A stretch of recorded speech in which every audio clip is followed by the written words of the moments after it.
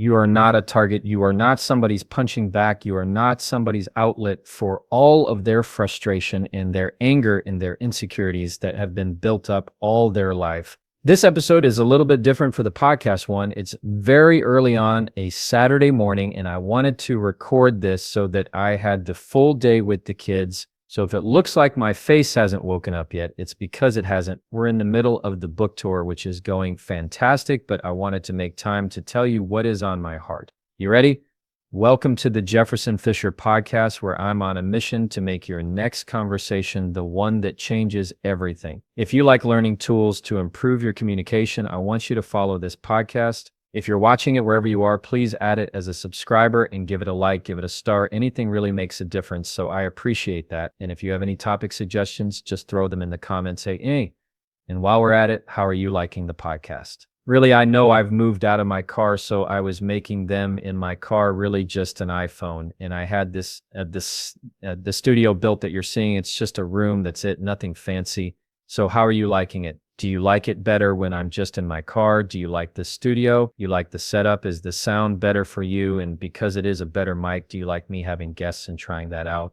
Or do you like it when I do solo, or you like a mix of both? I am at a time in my life where I am making sure my priority is that whatever I do, it's fitting the life that I have with my family as the priority. And I will always make my videos and do all that.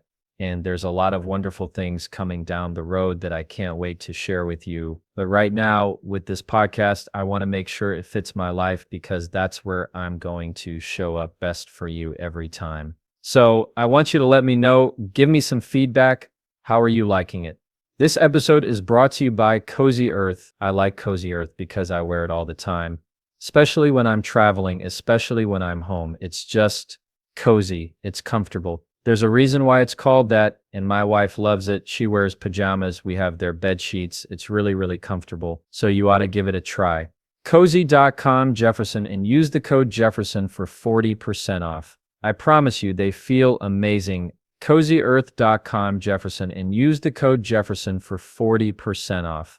My book, The Next Conversation, Argue Less, Talk More, is out. You can order wherever you like to order books. You can go to jeffersonfisher.com, or you can go to thenextconversation.com. You'll find the links down in the show notes to get yours. It is officially a New York Times bestseller, instant Sunday Times bestseller, and I couldn't be any more grateful, because I know it's because of you. Anybody who's listening to this right now, or anybody who's purchased the book or supported my content, thank you so much. If you're interested in going even further in improving your communication, I'm going to encourage you to join the Jefferson Fisher School of Communication. It's an online membership where I'm able to have live classes with everyone. They're able to use my AI, or actually able to give more worksheets and tools and resources than ever before. I encourage you to give it a try. There are links for it down in the show notes. So my book has been out for a little over a week now, and it's been fantastic, amazing. The book tour is going wonderful, and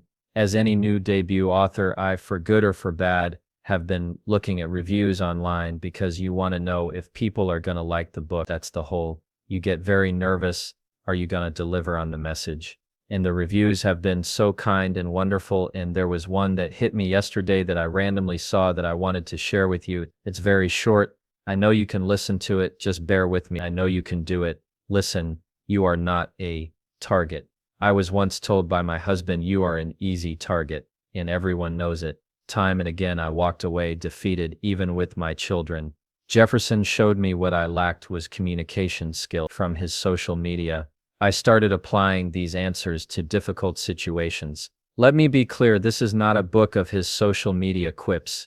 That's what I thought it would be. No, it is learning to understand where people are and to adequately communicate with them. It's teaching to deepen relationships by way of strong communication skills.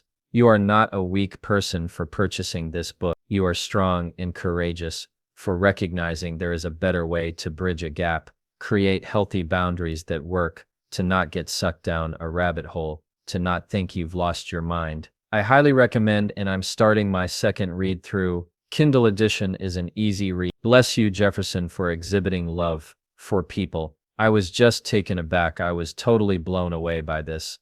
I have no clue who this person is. In fact, they didn't even leave their name. It just says verified purchaser. This is my point with it. I want you to know where to go in your mind when conflict comes your way. You are not a target. And if you felt like you've been your whole life, this is where it stops. Rule number 1 in my book, there are 3 rules. It's rule number 1, say it with control. Number 2, say it with confidence. Number 3, say it to connect. And the whole focus of rule number 1 is you can't say anything about what I teach you, whether it's my phrases, my quips, my little words, everything that I can give you, none of it matters if you do not say it with control, if you do not first regulate yourself. So we're going to talk about in this episode what I want you to think about when conflict comes your way. Anytime that somebody says something that you weren't expecting, your body naturally through its biology reacts. People think that fight or flight is something that has to happen when you come with physical contact. No, that's not true. It happens every day in these little micro moments. Even when somebody just flatly disagrees with you, when somebody disagrees with your opinion, or they say something you don't like, or they call you an ugly name, your body goes, "Hey brain, I didn't like that," and the brain goes, "Give me a second. Yeah, no, we definitely didn't like that," and it naturally reacts. You have a scowl on your face, you want to say something back, you get heated, your neck and jaw get tense.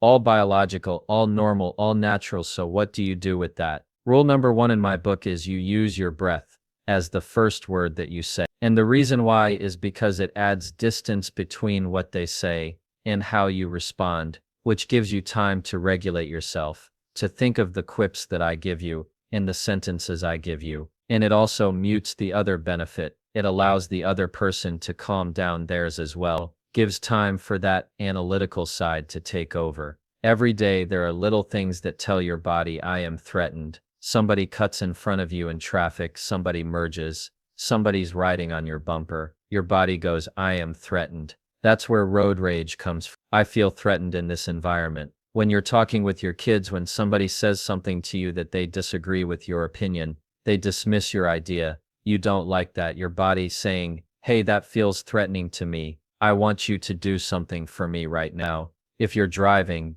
don't worry about it. If you're walking on the treadmill, don't worry about it. You can do it later. Do it in your head with me right now. I want you to think of behavior that somebody does that really upsets you, and we're going to put a label on it. For example, maybe it's disrespect, dismissive, condescending, belittling, rude. Whatever it is, make it yours.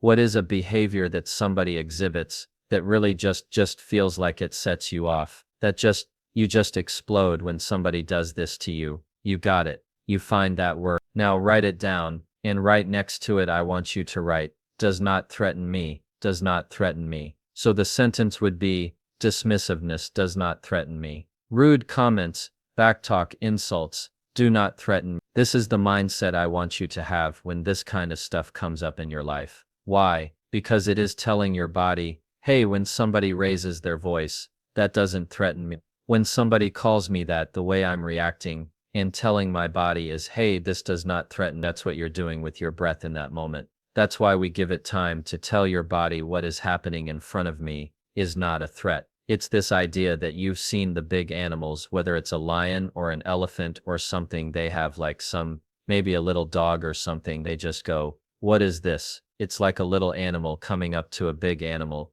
They're not threatened in any way. That's the whole mindset here of, hey, what you're doing is this isn't threatening to me. I'm seeing right through it. Cool, I'm gonna tell you a quick story right now that I don't think I've ever shared. This was, I don't know, maybe 3 weeks ago or so. And where was I think I was in San Diego airport. I was in the San Diego airport. It may have been San Diego. Everything's blurring, blending together at this moment, and it's early. Give me a break. I got through security at TSA and went, and I was looking for my gate, and I kept following the signs. And then all of a sudden I was outside of it, outside of the security, the gate, the terminal. It wasn't the terminal, the gate was actually in a separate terminal, and I had just walked myself all the way through. I had already gone through security. I had already gone through all the check and the getting your stuff out and ready and giving your ID. I started walking out, and I passed this exit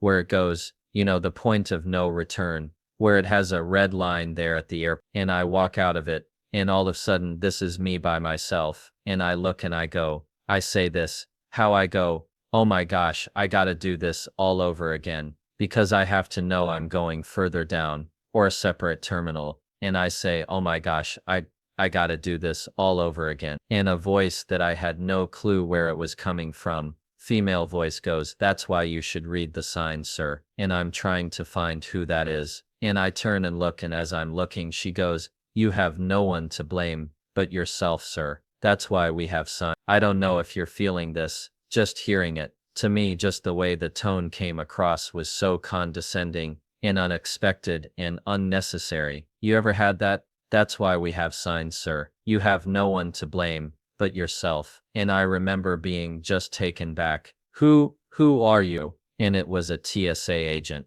Now, if you're a TSA agent, I know not everybody's rough and can be terrible. And hey, I'm an attorney, for crying out loud. Not all TSA agents are bad. There are some TSA agents that are wonderful, sir. Some people that are bad. We all have bad apples in every profession. This one right here, this lady, she was middle-aged, just looked so smug as soon as she said that. And this is what my body wanted to come back with. Some really good zingers in that moment. I wanted to say a few things to her because it was really rude. It was kind, it was unnecessary. And this is what I did. Of course, I have to practice what I preach, right?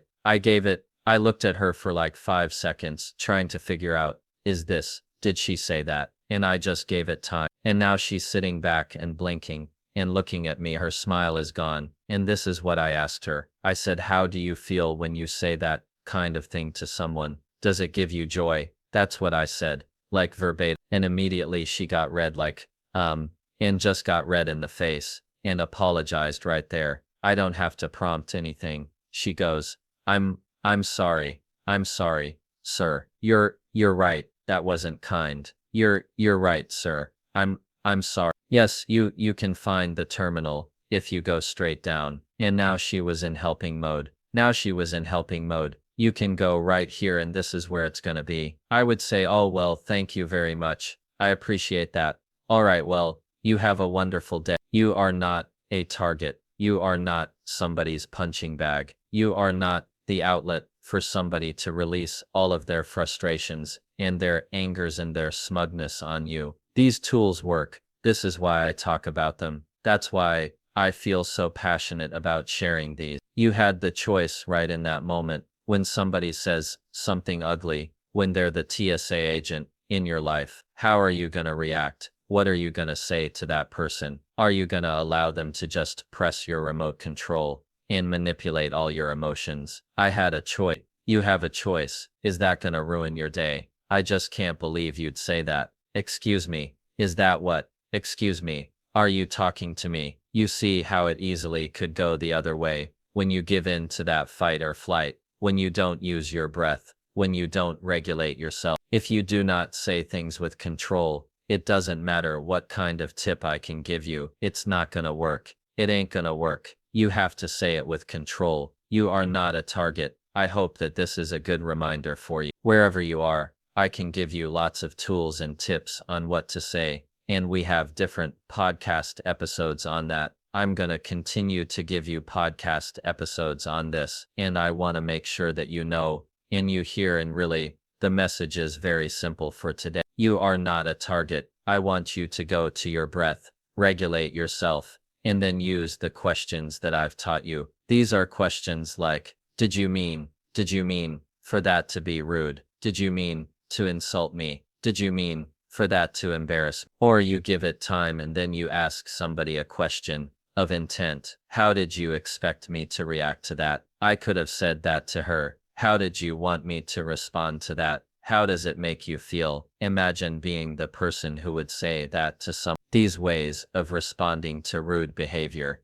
that is actually not a response. It's a question. You're not giving the matters of substance. I'm not saying, you spit in my eye, let me spit back in yours. No, it is a reflection of their own behavior and character. And 9 times out of 10, the other person sees that because you're giving them time to, are seeing, it's like, the blood, the red, it's not blood. The red comes out of their system. You know somebody's seeing red You have to give them time for that to go away. Come back to normal, come back. I know that's not who you are. People are far better than we give them a chance to be. Why? Because we know that in ourselves. So when you have the patience and the discipline to get to that, you're gonna have a better communication and a better relationship and a better life because of that. Cool. Alright, you are not a target. Hope you have a wonderful day. Oh, you thought I forgot. As always, you can try that and follow me.